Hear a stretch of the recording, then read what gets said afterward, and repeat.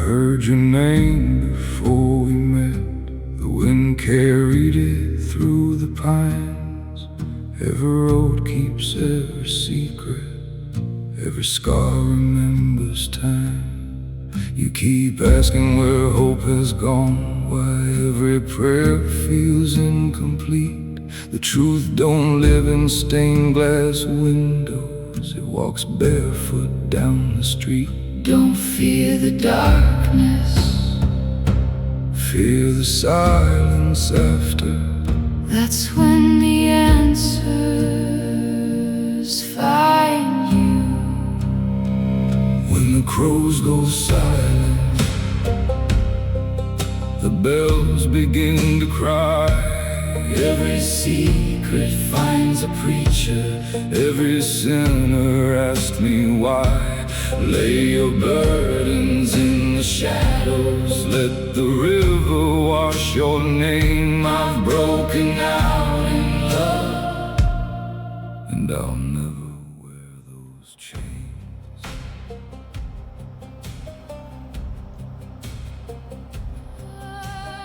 People think a wrestling locker room is chaos. They imagine screaming, chairs flying, guys slapping each other before matches, sometimes cutting a promo into a mirror like they're possessed. Sometimes. Most of the time, it's just a bunch of tired people trying to remember where they left their knee pads. One night, I was walking through the locker room after a show. Everyone was peeling off tape, limping around, looking for painkillers or a phone charger. And then I heard it. Psst. Can of soda opening. I looked over. There sat a guy who just wrestled a 30-minute war. Blood still drying on his forehead. Ice bag on one shoulder. He cracked open a Diet Cola. Across from him sat the biggest monster on the roster. 6'6", tattooed from neck to ankles. The kind of guy kids cry when they see. He quietly asked, "Hey, you got another one?" The first guy nodded, reached into a cooler, handed him another Diet Cola. No words, just two giants sipping diet soda, watching Golden Girls on someone's phone. 5 minutes earlier, they tried to murder each other in front of 600 people. Now they're arguing over whether Blanche was the funniest one. I really laughed harder than I should have. Then I kept walking. A little further down, an old veteran was sitting down, still in one boot, holding a Polaroid from 20 years ago. The picture was full of faces I'd seen on posters. Some retired, some dead, some forgotten wrestling ever existed. He smiled at the photo for a second, then folded it back into his wallet like it was made of glass. Nobody noticed. Everybody was too busy trying to get home. That's wrestling. One room has two monsters debating sitcoms over diet soda. Another man quietly carrying around a lifetime that no one even asks about anymore. The crowd only sees the entrance music. The locker room sees the endings. That's the funny part. That's the ironic part. And somehow, that is the saddest part. I remember another night, backstage before a wrestling show. Most people expect secret meetings, serious conversations, and guys getting mentally prepared for war. Sometimes. Other times, grown men like they're 12. One night before my match, someone left a brand new bottle of baby powder sitting on a bench. Nobody claimed it. Big mistake. I picked it up, looked around, and locked eyes with another guy. Neither of us said a word. That was enough. A minute later, we were hiding backstage behind the doorway like two idiots waiting for our victim. Sure enough, one of the younger guys walked by, already dressed to wrestle. Boots laced, entrance jacket on, trying to look intense. Baby oil, the whole 9 yards. As soon as he got close to us, whoosh, half the bottle exploded in the air. He disappeared into a white cloud like he had walked out through a snowstorm. He couldn't stop coughing, couldn't see, couldn't even figure out who did it because we had already ducked around the corner, laughing so hard we couldn't breathe. He spent the next 10 minutes trying to brush off the powder off the black tights. It didn't work. The more he brushed, the worse it got. Eventually someone yelled, "Hey, you're next." He looked at himself and just sighed. Out he went. Now, here's where it gets funny. 5 minutes into his match, he hit the ropes for a big clothesline. Every time he landed, a puff of baby powder floated into the arena lights. The crowd couldn't figure out why. His opponent couldn't figure out why. The referee, he was absolutely confused. Then, he took a back body drop.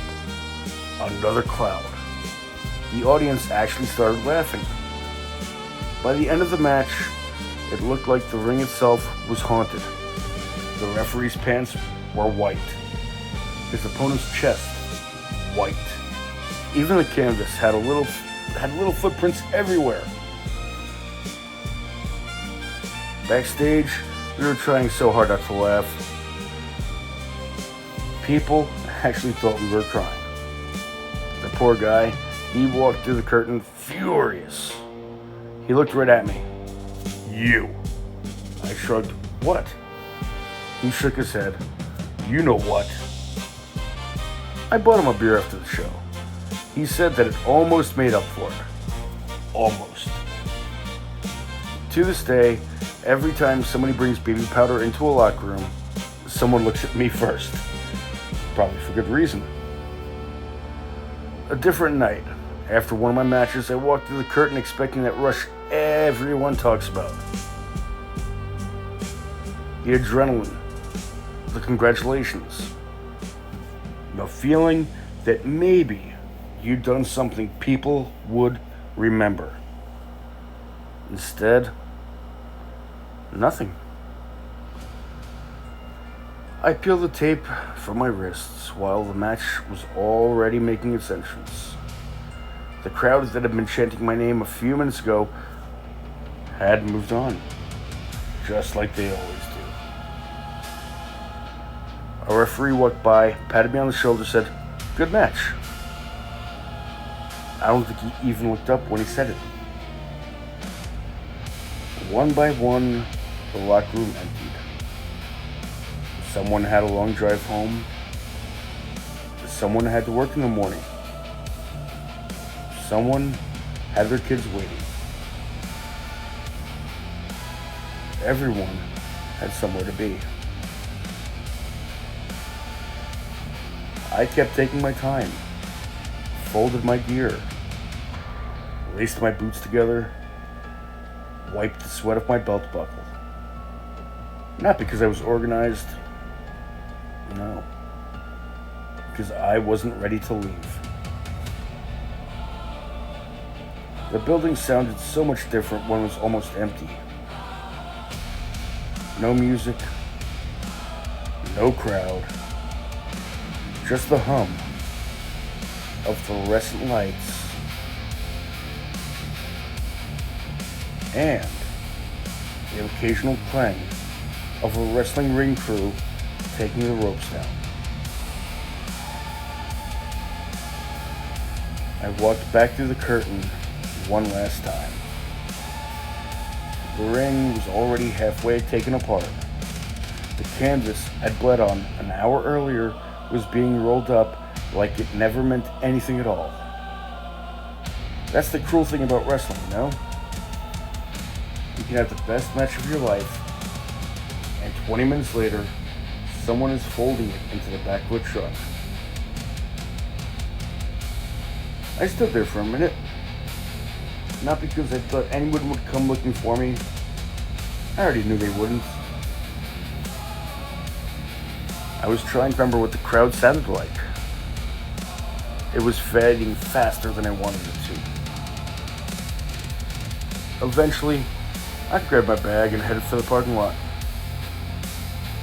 Only one car left. Mine. I sat behind the wheel for a long time before starting it. Not because I was tired, because I knew the second I drove away, the wrestler disappeared. I'd go back to being just another guy with sore knees, bruised ribs, and a regular job waiting for him in the morning. For a few minutes under those lights, I had been somebody. The hardest part wasn't losing the match. It was realizing how quickly the world forgets that it happened.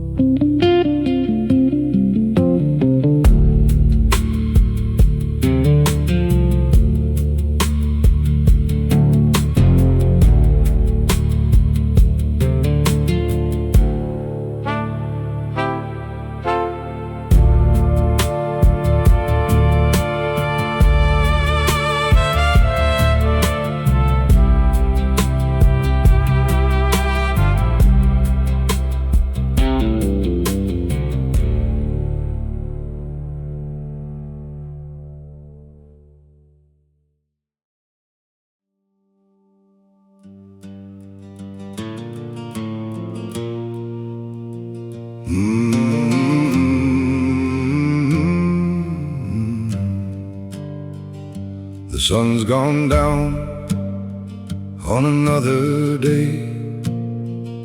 The miles rolled by and the story stayed. A few good laughs and a road well worn.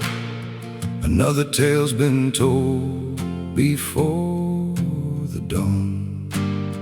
So raise a glass wherever you are, beneath the city lights or the country stars.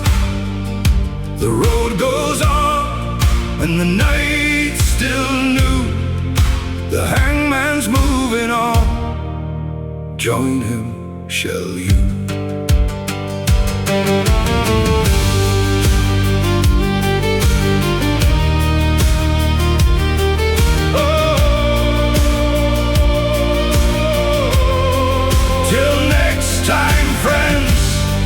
Keep chasing trails.